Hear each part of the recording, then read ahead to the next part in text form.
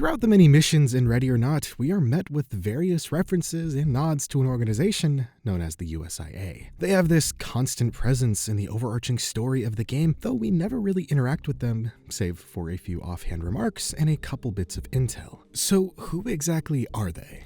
Let's look into the evidence. The United States Intelligence Agency, or USIA, is analogous to the real-world CIA. Presumably, like the CIA, the USIA is a foreign intelligence service responsible for gathering, analyzing, and reporting on national security information from around the world. Now, the first question you may have is, why change the name? In fact, the USIA isn't the only example of this, as we have the California Offshore Air and Sea Team, COAST, who are the stand-in for the Coast Guard, the Border Patrol Tactical Team, BorderTac, who are based on the real-world Border Patrol Tactical Unit, BORTAC, and the Federal Investigation and Security Agency, FISA, who are just the FBI. Well, all these changes are likely due to some kind of copyright issue, as I have it on good authority that that's why Coast is not called the Coast Guard in-game, so I assume that logic applies to the rest. Regardless, think of the USIA as the CIA going forward. The first big info drop of the USIA comes from Gerard Scott's cabin, where we learn Scott was an ex-USIA analyst who spirals into a delusional obsession with the LSPD after being dismissed from his position for illegal surveillance activities. Gerard's mental instability leads him to commit a mass shooting at the East Marquette Police Department, triggering a SWAT raid on his fortified cabin. As we look around the cabin, we see his home is a chaotic mess of conspiracy theories, paranoid writings, and a makeshift ricin production lab. Scott believes he's under constant surveillance and aims to expose the perceived corruption and manipulation within the system. His cabin is filled with symbolic references, such as the Illuminati's Eye of Providence, indicating Gerard's belief in a grand malevolent surveillance network tied to the USIA. However, the most intriguing aspect of Gerard's conspiratorial ramblings is his references to the USIA's research on psychedelic drugs and LSD experimentation. This suggests that the USIA may have conducted experiments reminiscent of the CIA's infamous MKUltra program. MKUltra, for those of you who don't know, was conducted in the 1950s to the early 1970s, and was an illegal program involving human experimentation. It aimed to explore methods of mind control, including the use of LSD, in an effort to develop techniques for interrogation and psychological manipulation. While it targeted both American citizens and foreign nationals, the experiments were often carried out without the subject's consent, involving various forms of psychological torture and unethical practices. In the end,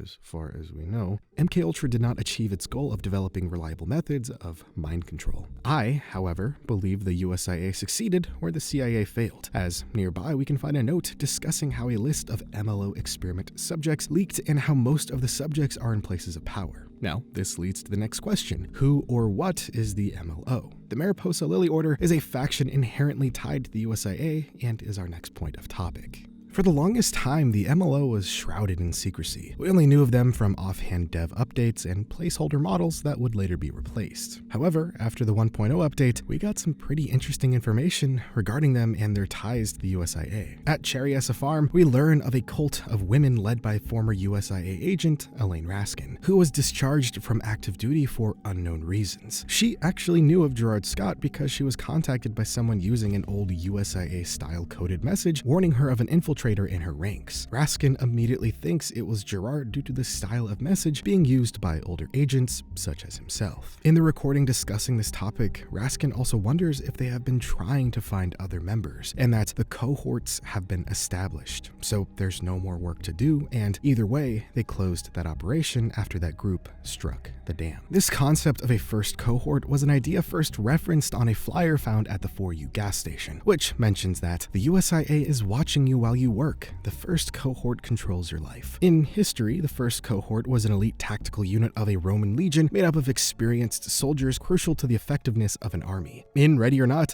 the first cohort is somewhat implied to be a powerful, possibly secretive group with ties to the USIA embedded in governmental positions. This concept sounds extremely similar to what we know about the MLO. So, to me, this implies that the USIA had a successful version of MKUltra and was able to create the first cohort. A group of brainwashed sleeper agents with direct ties to the USIA placed in positions of power, instigating change per the USIA's orders. However, something went wrong. The collected intel for this mission goes even further into this topic, as we can read a classified communication between Raskin and another USIA agent named Brody, discussing a top-secret psychological warfare operation involving a subject called Gamma-1. The operation is urgent, with agents stretched thin and under pressure to monitor Gamma-1's progress. Raskin is tasked with overseeing the subject and integrating him into a department, with his performance to be closely tracked. On the back of the document, Brody notes the failure of the first cohort and implies that the Mariposa project is escalating, but the most important note is on the bottom of the document, where we can see the name Beaumont written in red. So this first cohort project failed, and these sleeper agents went rogue and more than likely formed the MLO. In fact, Raskin even states that it's only a matter of time before the Mariposa grow, and kind of implies that the MLO were the group that attacked the Los Sueños Dam, resulting in the energy crisis that we see in the city today. Also, it's worth mentioning that one of the members of the first cohort may have been Senator Cornelius Fremont, who was almost assassinated by the Left Behind. And I say he may have been a member of this first cohort for two reasons. First, a member of the Left Behind was carrying a picture that shows 5 men standing in front of the USIA building. And we also learned that the Left Behind were clearly given intel that was way too detailed and accurate to the point that someone had to have given them that intel. So perhaps Fremont was one of these sleeper agents that didn't break his programming, and the MLO, knowing of his existence and what he intends to do if in a position of power, gave the Left Behind that info and instructed them to take him out. However, the biggest piece of info we learn is that David Judge Beaumont, the player character in the main story, is without a doubt the sleeper agent known as Gamma-1. His involvement as a sleeper agent is confirmed through this document linking his last name to the USIA, also explaining how Gerard knew who he was, as he mentions Judge's name in one of his recordings. All this together implies that Gerard might have uncovered the existence of the failed first cohort and realized that many people in positions of power were brainwashed by the USIA to accomplish some kind of goal. After the USIA were made aware of Gerard's discovery, they likely subjected him to LSD-based mind-altering experiments that fried his mind, turning him into a paranoid conspiracy theorist. But this rabbit hole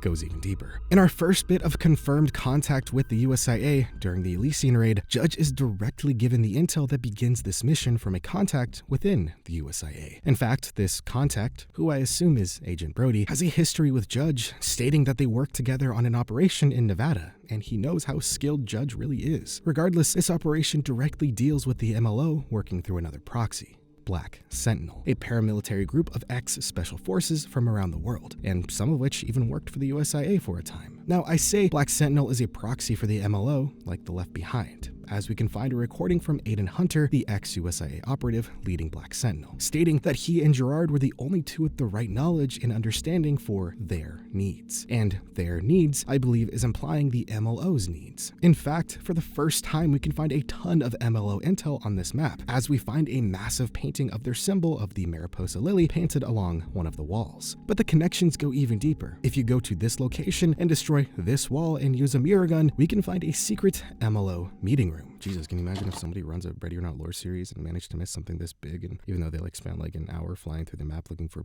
something this big, but just never did for whatever fucking reason? Can you imagine if someone fucking missed this? What a fucking loser.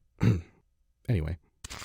We don't know why this is here, but based on the achievement calling it a secret MLO meeting room, then it probably is just that. Nonetheless, that is everything we currently know in-game about the MLO and the USIA. There are still a ton of questions about them, such as what exactly was the ultimate goal of the first cohort and why did it fail? How many sleeper agents are still active and what positions of power do they currently hold? If Judge is indeed Gamma-1, what is his true purpose, and has his programming been broken or is he still active? What is the full extent of the Mariposa project? And is the MLO truly an offshoot of rogue sleeper agents, or is it something even more insidious? And more importantly, what is the USIA's ultimate endgame? While we can speculate based on available evidence, these questions remain unanswered for now. However, as Ready or Not continues to evolve and more updates arrive, it's likely we'll learn even more about the hidden war between the USIA and the MLO and uncover just how deep this conspiracy truly goes.